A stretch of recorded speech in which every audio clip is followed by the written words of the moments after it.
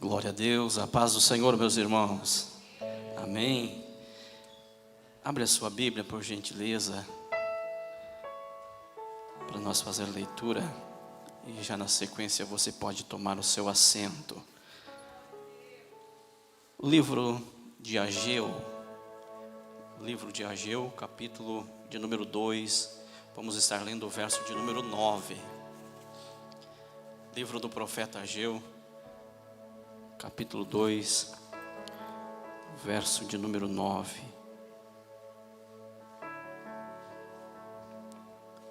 A minha versão é King James, vai dizer assim: a glória desta última casa será maior do que a primeira, diz o Senhor dos exércitos, e neste lugar darei a paz, diz o Senhor dos exércitos. Amém? Pode tomar o seu lugar por bondade, meu irmão. Obrigado. Aleluia. Glória a Deus. Antes de mais nada, eu quero aqui tributar toda a honra, toda a glória ao meu Deus, porque Ele é bom comigo e com minha casa, e até aqui Ele tem me sustentado e me guardado, e esta é a razão de eu poder estar aqui nesta noite para adorar, para cultuar, para louvar o nome do Senhor Jesus. Me sinto muito feliz, muito alegre, e acredito que assim como eu, você nesta noite também, com o coração cheio de alegria neste lugar, porque o Senhor é bom e fiel conosco. Amém? Aleluia. Quero louvar a Deus pela vida do meu pastor presidente, pastor Josué. É uma alegria poder estar contigo e me senti muito honrado com esta oportunidade. Quero agradecer a Deus pela sua vida, dizer ao Senhor que nós somos muito felizes pela sua vida. O Senhor tem sido bênção para minha casa, para o meu ministério, para a minha família. O Senhor é uma inspiração para nós. E eu me sinto feliz em poder estar contigo e poder ser útil nesta noite, com todo carinho, com todo respeito. Deus abençoe a sua vida, pastora Suzana, Amanda, Radassa, toda essa família. Deus abençoe grandemente e continue usando o Senhor aqui no tempo determinado por Ele neste lugar. Que o Senhor continue sendo bênção para as nossas vidas. Amém? Deus abençoe meu pastor Alex, em nome do pastor Alex, todos os demais obreiros, pastor Jurandir, meu carinho, meu respeito a todos. Eu sei que todos aqui são pregadores da palavra, tanto como na nave da igreja tem pregadores, homens e mulheres de Deus, mas eu estou aqui nesta noite, quero honrar este convite com muito respeito aos senhores.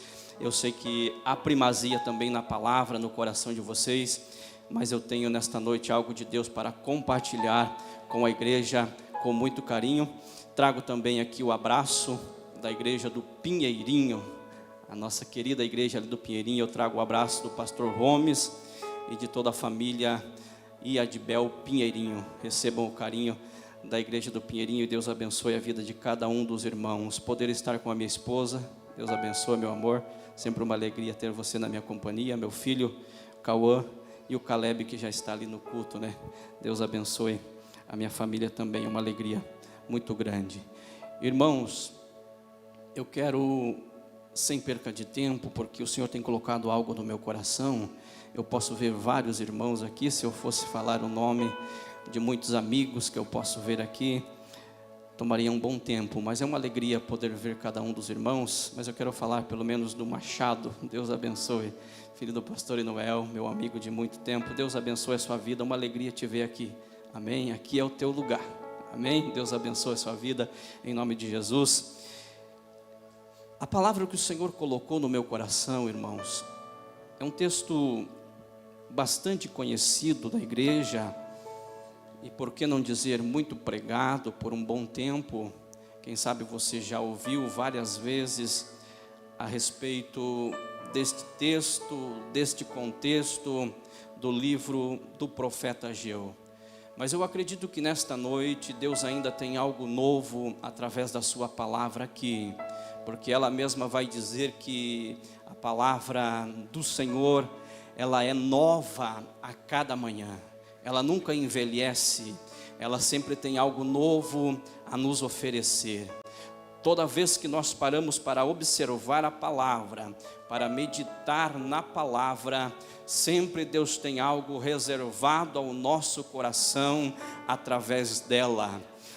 Eu me preparei para este momento e eu já pude receber do Senhor, através desta palavra, algo especial da parte de Deus.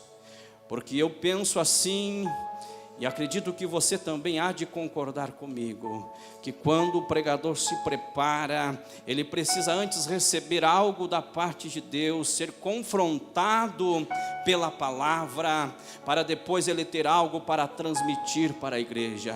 Comigo não foi diferente, eu recebi algo da parte de Deus através dessa palavra, e eu quero simplesmente nesta noite ser um transmissor daquilo que Deus já colocou ao meu coração. Eu preciso da sua atenção aqui por alguns instantes, porque eu tenho certeza que a palavra, que é primazia aqui neste altar, ela há de ser revelada aos nossos corações nesta noite, de uma forma gloriosa, e nós vamos ser confrontados por ela, e eu acredito que você vai sair daqui alimentado, edificado pela palavra, porque o Senhor é o dono da palavra, e Ele tem algo especial para nós aqui nesta noite. Amém, meu irmão? Amém? Glória a Deus, aleluia.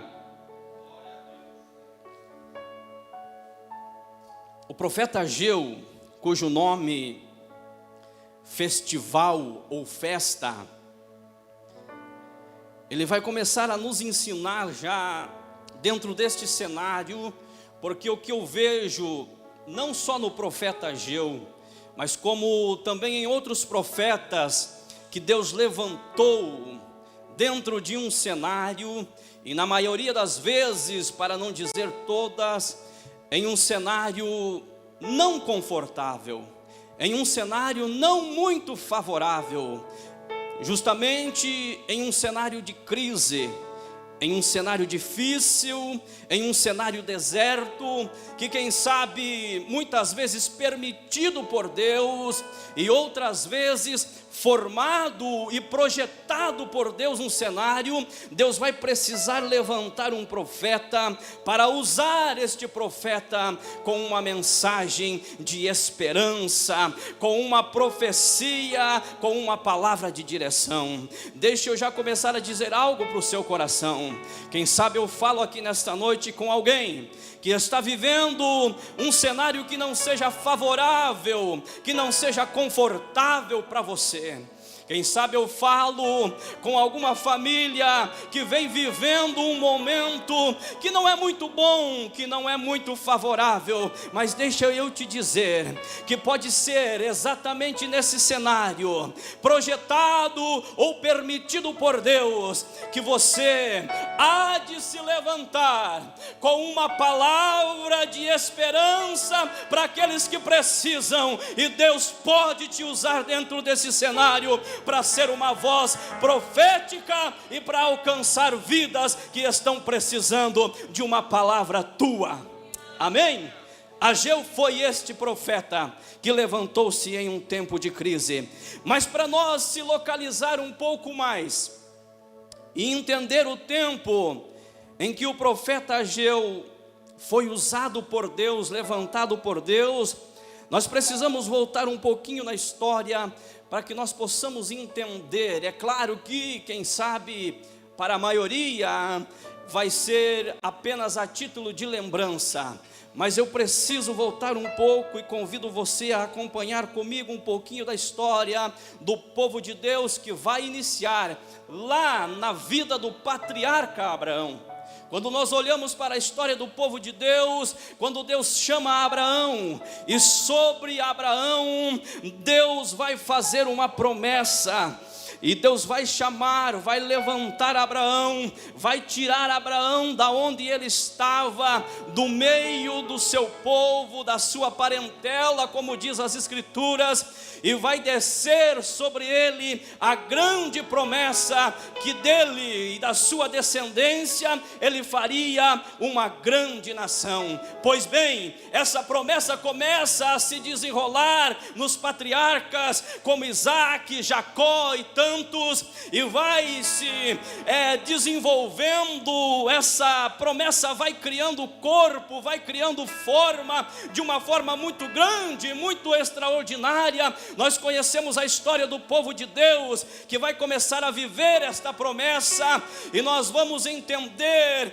que lá no Egito, quando o povo vai precisar descer para o Egito, por causa da grande fome que assolava a terra, dentro do Egito, Faraó com sua mão pesada, pesando sobre o povo, mas a Bíblia diz, capítulo 1 de Êxodo, que o povo de Deus, Israel de Deus, se multiplicava, crescia cada vez mais, tudo isto debaixo de uma promessa do Eterno, o Deus Todo-Poderoso. E nós conhecemos a história que agora Deus vai levantar Moisés, o grande libertador, sendo usado por Deus para tirar o povo das garras de Faraó, vai tirar o povo da escravidão, vai ser usado por Deus, Moisés vivendo também as promessas de Deus, a provisão de Deus no deserto, e Deus cuidando do povo, e a nação cada vez mais se fortalecendo, se estruturando, crescendo, tribos sendo divididas, e Deus vai levantar o sucessor de Moisés, que nós conhecemos, Josué, um grande homem, um grande líder, um grande juiz, um grande sacerdote, um grande homem de Deus. Este Josué foi usado para organizar as conquistas, as terras, as tribos, as leis, e Deus vai usando neste momento em que Deus vai levantando juízes, que vai terminar lá em Samuel. Samuel, nós conhecemos a história, também um grande juiz, um grande profeta, e é neste momento que a história nos conta de que o povo vai clamar por um rei, e Deus, ouvindo o clamor do povo, usando Samuel, e Deus levanta agora o grande rei conhecido da história, o primeiro rei, o privilegiado, primeiro rei da história, Saul. A história de Saul vai começar bonita. Ele foi ungido, ele foi escolhido por Deus, ele foi levantado por Deus. Porém, vai terminar um pouco triste, aonde ele vai desobedecer às ordens divinas, e o final do seu reinado não vai ser um final feliz. Mas dentro disto, Deus já tinha preparado um rei, Davi, que já estava escolhido e ungido por Deus, e vai levantar Davi. Nós sabemos que Davi foi um rei guerreiro, que guerreou e que exterminou os inimigos ao redor de Israel, e trouxe dentro de um momento de guerra, sendo valente, Davi vai trazer para o reinado um momento de paz, porque ele acaba com os inimigos, acaba automaticamente também com as guerras, e se instaura dentro de Israel um tempo confortável, um tempo de paz. E agora acaba-se a missão de Davi, e nós conhecemos que quem assume é o seu filho Salomão. Salomão vai pegar o reinado já encaminhado, vivendo um momento de paz, um momento confortável, estável, e a história nos diz que ele, sendo um rei, e dentro de uma oportunidade diante de Deus que nós conhecemos, ele vai fazer uma das orações mais inteligentes, e vai pedir a Deus sabedoria, e Deus vai lhe conceder sabedoria, e ele vai ser um rei que vai arrecadar muitos recursos, muito ouro, muita prata, e vai executar o projeto do seu pai Davi, levantando o grande templo, o palácio, que ficou muito conhecido na história por um investimento muito grande. Diz a história de algumas análises do tempo atual que foram investidos, se fosse trazer para os dias de hoje, estaria sendo falado de bilhões de de dinheiro, de milhões de reais que foram investidos naquele templo, naquele palácio. A história ainda diz mais, que foi aproximadamente 14 anos de investimento, de trabalho, para que este templo fosse levantado. Pois bem, o templo é levantado, muito ouro, muita prata. A inauguração do templo você conhece, mas deixa eu te lembrar, não existiu, não teve nenhum momento da palavra. A história, a Bíblia diz que nem os sacerdotes não conseguiam ficar de pé, porque a glória de Deus invadiu o templo no dia da inauguração. Oh, coisa linda, oh, coisa maravilhosa, a glória de Deus enchendo aquele lugar, aquele templo, aonde estava tudo bonito, tudo lindo, ambiente preparado, tudo adornado da forma mais linda e possível daquele momento. Salomão vai se despedir também do reinado e vai assumir o seu filho Roboão. Roboão vai se afastar um pouco de Deus, vai deixar de cumprir os mandamentos, vai querer pesar ainda mais a mão sobre os impostos. E dentro de questões políticas e outras mais, nós conhecemos que aconteceu a divisão dos reinos, reino do norte e reino do sul. E agora, o povo vulnerável a este momento, nós conhecemos então de que vai acontecer o momento do cativeiro, onde Babilônia com sua força vai entrar. E eu quero falar do reino do sul agora, que vem dentro do contexto. Vai entrar em Judá, mas precisamente em Jerusalém. Vai levar as levas de pessoas, dentre eles os mais sábios, príncipes do momento, como Daniel e outros. E como se isso não bastasse, eles vêm novamente com a mão pesada, destruindo toda a cidade, destruindo o templo, levando tudo ouro, levando tudo a prata, todos os utensílios. Tudo isso é levado, tudo isso é roubado, minado, e o que fica para trás é apenas um rastro de destruição, uma assolação, um momento de ruína. Apenas vai ficar como um rastro de destruição. O povo vai viver 70 anos dentro do cativeiro, mas lá dentro do cativeiro nós conhecemos Neemias, que foi visitado pelo seu irmão Anani, e ele vai trazer notícia para Neemias, e Neemias vai se entristecer e vai descer aos pés do Senhor, vai chorar e se lamentar muito, e diante deste clamor ele vai ter com o rei e vai conseguir a autorização para voltar para Jerusalém, para a reconstrução. Nós conhecemos que com ele Deus levanta Zorobabel, Deus levanta Esdras, homens comprometidos com essa reconstrução, e a reconstrução então agora vai dar-se início. Você está me entendendo? Você está me ouvindo? Amém? A reconstrução inicia. O povo agora de volta, animado. Mas a história vai nos contar de que houve uma interrupção nessa reconstrução.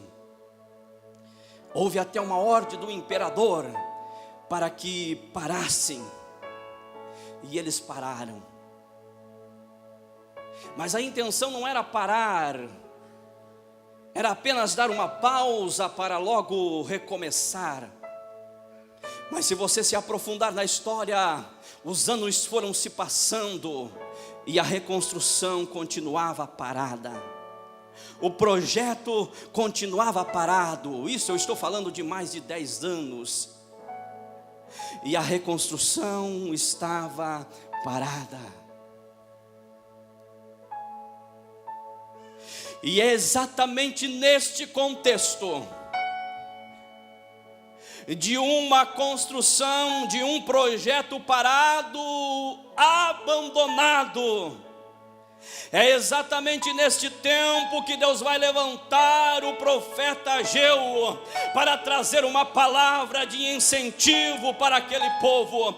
O povo estava dizendo assim, olha o verso de número 2 do capítulo 1 de Ageu: assim fala o Senhor dos Exércitos dizendo, este povo diz, era o povo que estava dizendo, o tempo não é chegado, o tempo em que a casa do Senhor deve ser edificada.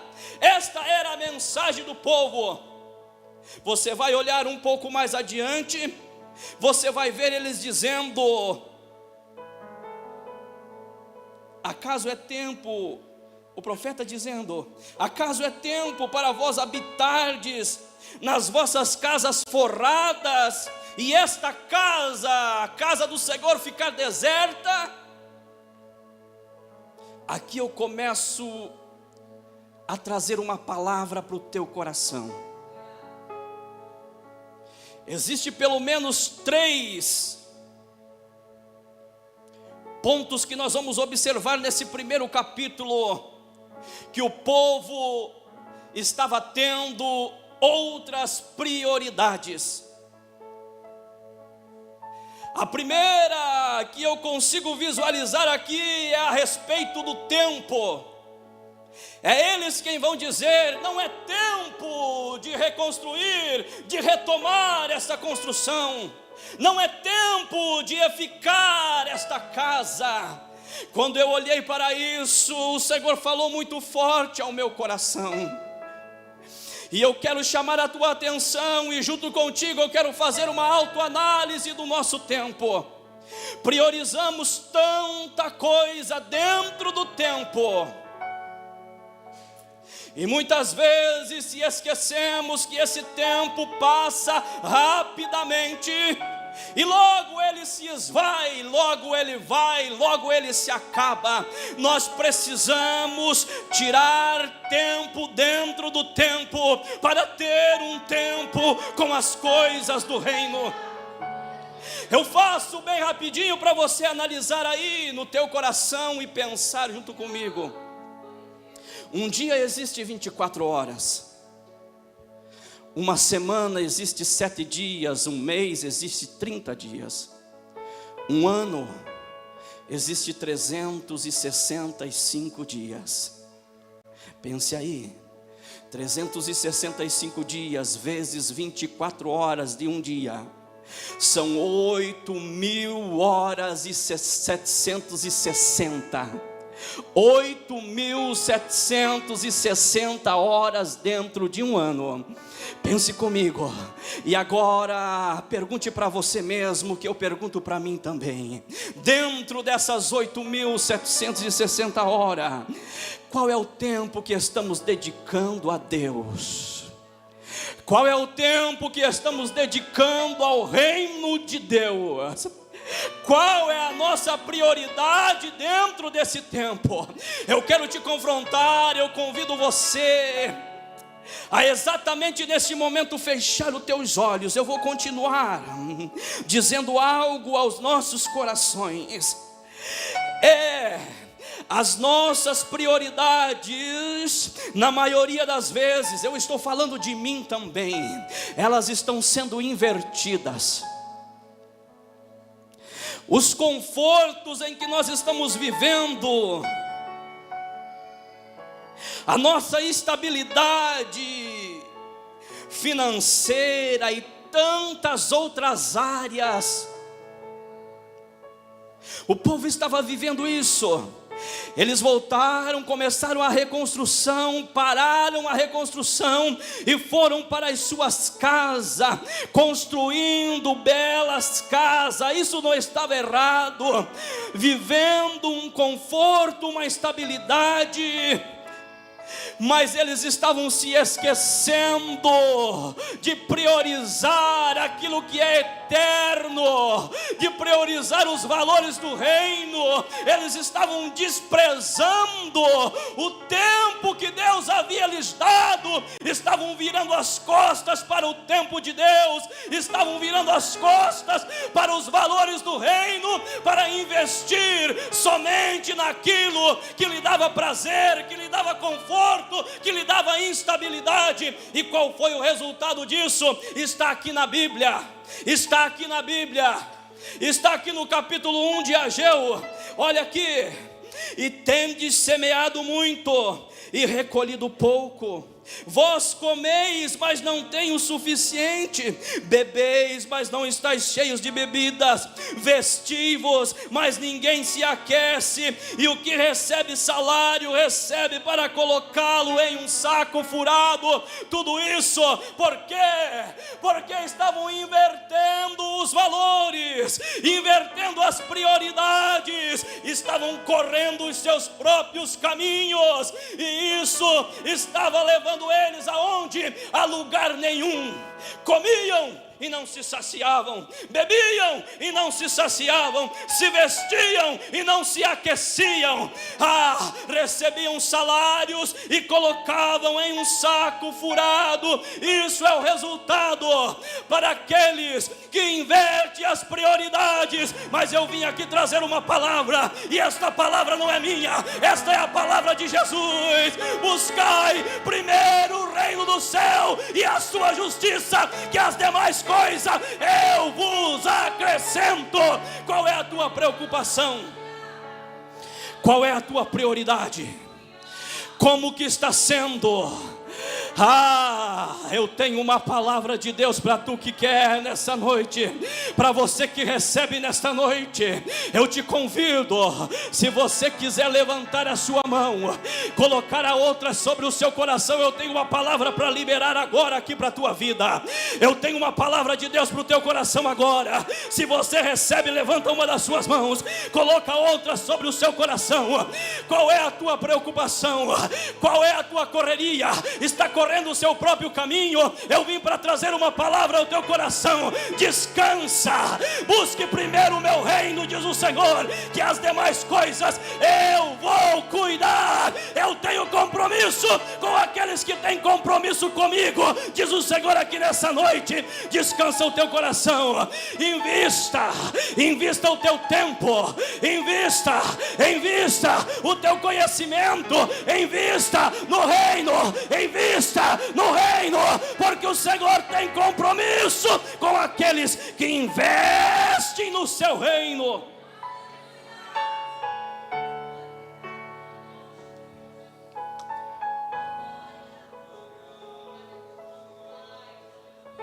Aleluia, aleluia. E o capítulo de número 1 vai terminar dizendo que o povo ouviu a voz do Senhor através do profeta Ageu, e eles se voltaram para o trabalho da reconstrução do templo. E o que aconteceu? Isto agradou ao Senhor. Irmão, se você que me ouve aqui com todo respeito,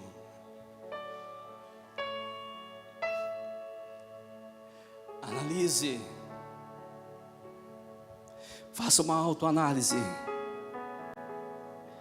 Mas o que eu digo para você, através do que nós aprendemos nesse capítulo 1, que no momento em que nós se voltarmos para Deus, em dedicar tempo para Ele, em investir no reino, o Senhor se agrada disso. E Ele tem algo reservado para as nossas vidas diante desta atitude. Aleluia, foi o que aconteceu aqui.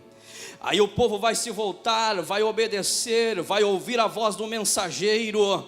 Aleluia.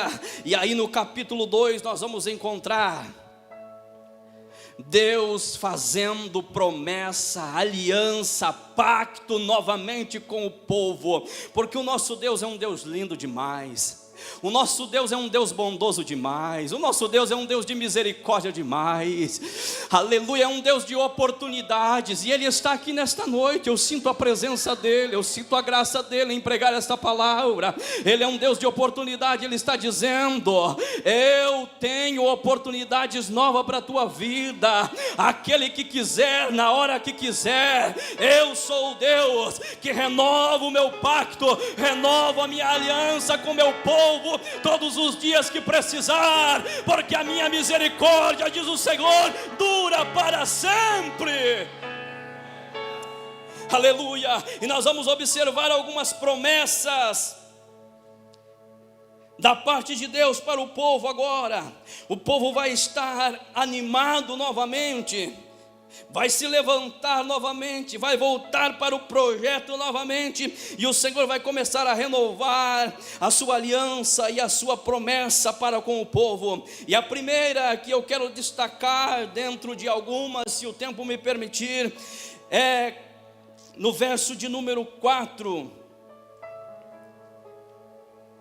que vai dizer assim: mas agora, sê forte, ó Zorobabel, diz o Senhor. Sê forte, ó Josué, filho de Josadaque, sumo sacerdote. Sê forte todo o povo da terra, diz o Senhor. Isso é o Senhor falando, isso é promessa dele. E a promessa aqui, ó, veja bem: pois eu sou convosco, diz o Senhor. Oh glória, essa promessa alegra o meu coração. Essa promessa que alegrou o coração do povo, que animou o povo, alegra o meu coração todos os dias. Sabe por quê? Porque quem sabe você olha para mim e diz: mas essa promessa foi para o povo aqui, foi para o povo lá do Antigo Testamento, foi para o povo de Judá, foi para o povo dessa época. Não, olha o que o próprio Jesus disse, Mateus 28:20. É possível projetar para nós ali, meu irmão? Mateus 28, verso de número 20. Ensinando-os a observar todas as coisas que eu vos tenho mandado. Veja que existe uma condição, como existiu para o povo aqui, continua existindo ainda. Eis que eu estou convosco, quando? Sempre, até o fim do mundo. Amém. Esta promessa continua viva enquanto nós estivermos aqui, enquanto a igreja estiver aqui. Essa promessa é a mesma, ela continua de pé, ela continua viva. Ei, meu irmão, pensa você que está sozinho. Ei, meu querido, pensa você que está sozinho nessa luta, nessa batalha. Não, a promessa continua viva. Eu sou convosco, eu sou convosco. Ele não disse: eu estava convosco, eu estarei convosco. Não, a promessa ela é fiel. Eu sou convosco, eu estou convosco, eu vou com vocês até o fim dessa jornada. O Deus que nós servimos não nos abandona, esse Deus não nos deixa. Se você entrou nessa batalha, Ele entra contigo. Se você vai para o deserto, Ele está contigo. Se você está na montanha, Ele está com você. Se você está na bonança, Ele é contigo. Se você está na crise, Ele também é contigo. Ele não te abandona, Ele não te deixa. Oh, eu não vim pregar uma palavra barata, fácil, um evangelho fácil. Não, não, não. Eu vim dizer para você que é possível você entrar em batalhas, guerras e crises, porque Jesus disse: no mundo tereis aflições, mas Ele também disse: tendes bom ânimo, porque eu venci o mundo. E a promessa continua de pé. No meio dessa batalha, Ele é conosco, Ele é conosco. Se você pode adorar a Ele, agradeça a Deus por essa promessa que é fiel e verdadeira. Todos os dias você se deita, Ele está contigo. Quando você levanta, Ele te acompanha. Por onde você passar, Ele é contigo, Ele é contigo, Ele é contigo. Ele não te deixa, Ele não te abandona. Oh glória, aleluia. Promessa maravilhosa, promessa linda. Ele é conosco. diz o Senhor dos exércitos. Versículo de número 5, nós vamos encontrar mais uma. Conforme a palavra do pacto que fiz convosco quando saíste do Egito. Olha que a promessa de Deus, ela permeia em meio às nossas caminhadas. Aleluia, aleluia, aleluia. Quem prioriza o reino vive as promessas. Aleluia, descansa o teu coração, que a promessa de Deus permanece viva. Aleluia. E ele vai dizer assim: desde quando saíste do Egito, o meu espírito permanece no meio de vós, não temais. Oh, aleluia. Que promessa linda, que promessa poderosa, que promessa maravilhosa. O Espírito de Deus permanece no meio de vós, não temais. E aí, como eu disse e volto a falar, e isso não é só promessa para o Antigo Testamento, isso é promessa feita por Jesus também. João 14,16, olha quem foi que pediu por essa promessa. Quem foi que orou por essa promessa? Foi o próprio Jesus dizendo: eu orarei ao Pai, e Ele vos dará outro Consolador, para que Ele possa habitar convosco. Quando? Para sempre, para sempre, para sempre. A promessa dele é poderosa demais, essa promessa é linda demais, essa promessa alcançou a minha vida, alcançou a tua vida. A promessa do Espírito Santo de Deus é uma promessa poderosa, e ela ainda diz mais. Atos capítulo 1, verso de número 8, que diz: e recebereis o que? Poder. Quando vier sobre vós quem? O Espírito Santo. É uma promessa poderosa. Você que vive essa promessa, adore a Ele aqui nessa noite, agradeça a Ele aqui nessa noite. Eu sou grato a Ele, porque eu vivo essa promessa todos os dias. O Espírito Santo de Deus, o Consolador, aquele que nos conforta, aquele que nos reveste de poder. O Espírito Santo de Deus, promessa do Pai, pedido do Pai para nós. Nós vivemos essa promessa. Oh, coisa boa, oh, coisa maravilhosa. Que promessa linda, que promessa linda, que promessa poderosa. Aleluia, aleluia. Essa promessa é contagiante, ela quer te alcançar se você ainda não vive. Se eu falo com pessoas que ainda não vivem essa promessa, essa noite o Senhor está dizendo: eu quero derramar do meu Espírito sobre a tua vida, eu quero derramar do meu Espírito sobre o teu coração. Você vai sair daqui gigante, você vai sair daqui no poder, na graça, porque é só pelo Espírito Santo que vencemos, no poder, na graça e na autoridade. E isso é promessa dele. Vive essas promessas, porque foi o Pai que prometeu. Oh, aleluia, oh, glória, aleluia. E ele vai continuar, verso de número 6: pois assim diz o Senhor dos exércitos, ainda uma vez, dentro de pouco tempo, eu farei tremer os céus, a terra, o mar e a terra seca. Irmãos, o povo estava vindo de um momento de crise, como nós comentamos no capítulo 1. Um momento em que eles plantavam, mas porém não produzia. Naquela terra onde já havia produzido, porém agora o povo fora de direção, invertendo as prioridades, a terra se tornou seca. Deus reteve a chuva, reteve o orvalho, e o povo estava vivendo uma das maiores crises, um tempo que não tinha mais produção, a terra não produzia mais, estava vivendo uma punição do Eterno, um castigo do Senhor. Mas aqui agora, no verso 6 do capítulo 2, diante da obediência do povo, diante do esforço do povo, a promessa de Deus vai ser bradada através da mensagem do profeta Ageu, que vai acontecer de novo. O Senhor vai fazer tremer o céu, a terra, e a terra que não produzia mais vai voltar a produzir, aonde não acontecia mais vai voltar a acontecer. É promessa do Eterno para aqueles que crêem, para aqueles que se voltam a Ele. O início deste culto, se você prestou atenção, o louvor, a palavra de início, a reflexão foi essa: vai acontecer de novo. Deus está pronto para fazer de novo.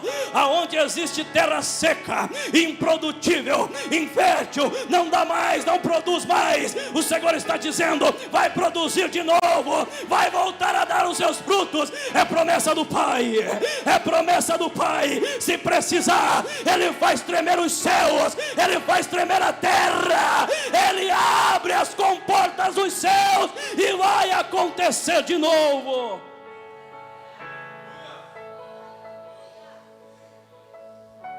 Quem sabe você diz: eu acho que é impossível. Mas é uma promessa divina para o teu coração aqui nesta noite. O Senhor está dizendo: Ele vai mover com essa terra seca. Eu trago uma mensagem profética aqui nesta noite para vidas que estão me ouvindo aqui. O Senhor vai movimentar essa terra seca. A chuva vai descer de novo. Vai ter coisa nova acontecendo. Eu digo mais para alguém aqui: essa semana, diz o Senhor, essa semana Ele vai movimentar ao teu favor esse negócio, esta causa, diz o Senhor, que já está há décadas, mas o Senhor está dizendo: eu vou movimentar, eu vou trabalhar ao teu favor. Abre o seu coração para receber algo novo da parte de Deus para a tua vida, diz o Senhor aqui nesta noite. Aleluia. Tem algo novo chegando, tem algo novo chegando. A notícia vai correr, pastor Josué. Versículo de número 7, ele continua dizendo assim: farei tremer todas as nações. Olha aqui, ó. Isso daqui já é a notícia do que estava acontecendo, já é notícia boa chegando do que Deus estava fazendo. Oh, aleluia. E o desejado de todas as nações virá, e eu encherei esta casa de glória, diz o Senhor dos exércitos. O que o Senhor vai fazer, a promessa que vai se cumprir na tua vida, vai ter notícia, vai correr, porque é grande, é grande, é grande. Oh, aleluia, oh, aleluia. Para nós encerrar, o verso de número 9, eu diria a promessa central de todas essas que trouxemos aqui.